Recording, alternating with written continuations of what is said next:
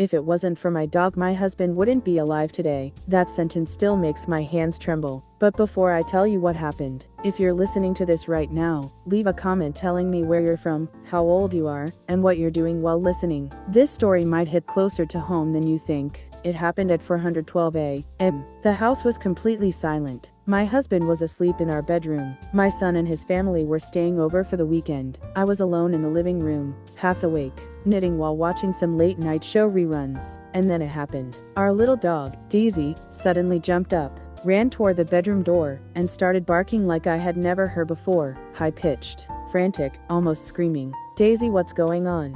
"It's okay," but she wouldn't stop. She scratched the bedroom door, grumbled with her chest low to the ground, and then barked, even louder, as if warning me, begging me to move. I'd owned dogs my whole life, but I had never seen a dog act like this. Something was wrong, deeply wrong. I slowly reached for the door handle. My hand was shaking. And that exact moment, thud, a heavy, sickening sound came from inside, then a choking noise. "Tom," I flung the door open. My husband was collapsed on the floor beside the bed, his hand gripping his chest, his lips turning pale, his breathing almost gone. Everything froze. My mind blanked. But Daisy ran straight to him, whimpering, nudging his face, barking with a desperate rhythm, as if counting seconds. I called 911 with trembling fingers, barely able to give them the address, and held my husband's hand until the paramedics rushed in. One of them looked at Daisy and shook his head in disbelief.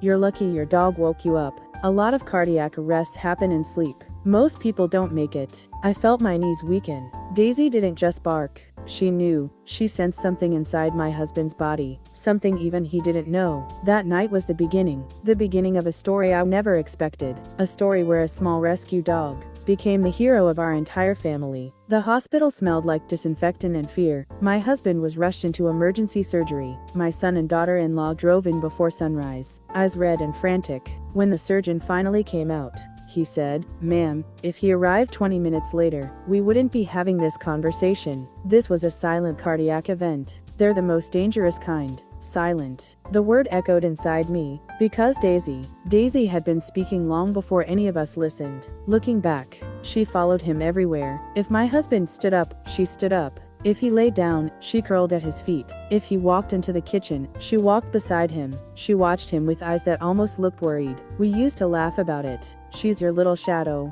I'd tease. My husband would chuckle. "Guess I'm her favorite human." But now I knew the truth. Those weren't looks of affection. They were looks of concern. Daisy wasn't following him. She was monitoring him. My daughter-in-law said something that hit me hard. Dogs can sense things we can't. Cancer, seizures, low blood sugar, even heart trouble. And just like that, everything Daisy had been doing for weeks finally made sense. She wasn't just a pet. She was trying, desperately, to keep him alive. When he came home after surgery, Daisy slept beside his bed every night, ears perked, watching him breathe. But the miracle didn't stop there, because just 1 week later, Daisy saved us again. It was supposed to be a peaceful night. We had dinner as a family, played with the grandkids, and watched some old movies. My husband was recovering, slowly but steadily. Then around 1030 p.m., Daisy stiffened. Her ears went up, her body froze, and she started growling, low, deep, unusual. I'd never heard that sound from her before. She walked toward the front door, hackles raised,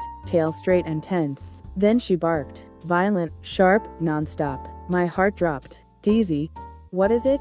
My son stood up, holding his daughter close. My husband stayed seated, doctor's orders. My daughter-in-law turned pale. Daisy threw herself at the door, and then, click, the doorknob turned. From the outside, the door slowly opened an inch, then 2 inches. "Hello?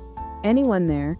I called out. No answer, just silence and breathing. A man stood in the shadows on our porch, a man we had never seen. He hesitated, then stepped backward. That's when I saw it. A small metal tool in his hand, not a screwdriver, not anything normal, a lock-picking tool. My blood ran cold. "Wrong house," he muttered, and he sprinted into the darkness. We called 911 immediately. When the police arrived, they asked a single question: who started barking first? I pointed at Daisy. The officer shook his head slowly. "You're lucky. Someone matching that man's description has broken into 3 homes tonight. If your dog didn't alert you, this could have ended badly." My knees gave out. My son caught me. Daisy sat beside me, leaning her warm body against my leg. breathing fast but steady. She wasn't just a hero, she was our protector, our guardian, our little miracle. A few days after the incident, my daughter-in-law hesitantly came to me and said, "Mom, there's something you should know about Daisy." She showed me a photo on her phone. My heart shattered. It was Daisy, but not the Daisy we knew. She was skin and bones, dirty, terrified, sitting alone in a corner of an animal shelter. She was abandoned, my daughter-in-law whispered. Her previous owner left her behind in an empty house for days. She barely survived. I covered my mouth.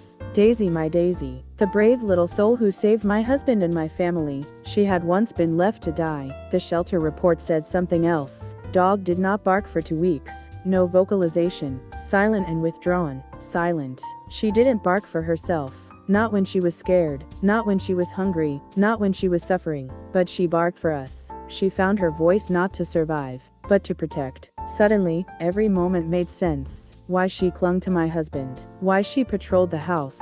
Why she barked like her life depended on it. The night of the heart attack and the break-in, she wasn't just grateful, she was giving back. In the only way she knew how, by saving us. The way no one saved her. Life eventually settled back down. My husband regained strength. My son visited more often. The house felt safer, warmer, fuller. Because Daisy was there, watching, guarding, loving. My husband tells her, every morning, "You're my hero, girl." My son always says, "She's the best damn dog I've ever seen." And me, every night, I sit with Daisy on the couch, stroke her soft fur, and whisper, "Thank you, for saving him, for saving us, for coming into our lives." And Daisy just leans against me, breathing gently, as if to say, "I'd do it again." People like to say we rescue shelter dogs, but that's not true. The truth is simple. We didn't rescue Daisy. Daisy rescued us. If you enjoyed it, please like and subscribe. It's a great help.